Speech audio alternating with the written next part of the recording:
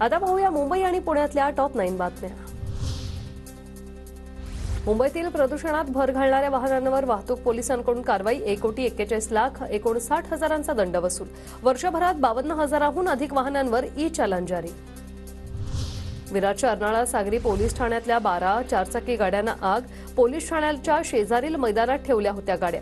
आगीत सर्व गाड्या जळून खाक। पोलिसांकडून चौकशी सुरू।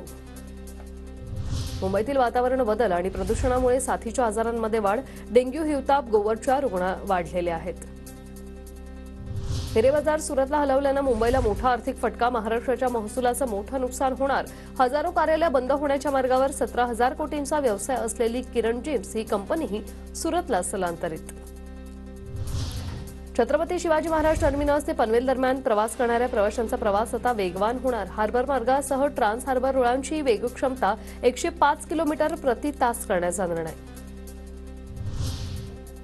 कल्याण डोंबिवलीत उद्या पाणीपुरवठा बंद, तर बुधवारी कमी दाबानं पाणीपुरवठा होण्याची शक्यता। बारवी, मोहिली आणि नेतिवलीच्या जलशुद्धीकरण केंद्राच्या देखभाल दुरुस्तीसाठी पाणीपुरवठा बंद राहणार। मुंबईत KM नायर आणि सायन रुग्णालयातील डॉक्टरांचा आजपासून संप सुरू। वेतनवाढ करण्यासह विविध मागण्यांसाठी डॉक्टर संपावर। पुण्यातील PMPML बसचं लोकेशन गुगलवर रिअल टाइम दिसण्याची यंत्रणा पुन्हा सुरू करायला ब्रेक। बसचं लोकेशन गुगलवर दिसत नसल्यानं प्रवाशांना फटका। फोनवर बोलत बस चालवताना बस चालकाचा व्हिडिओ व्हायरल। पुण्याच्या PMPML बस चालकाचा प्रताप। बस चालकावर कारवाई करण्याची प्रवाशांची मागणी।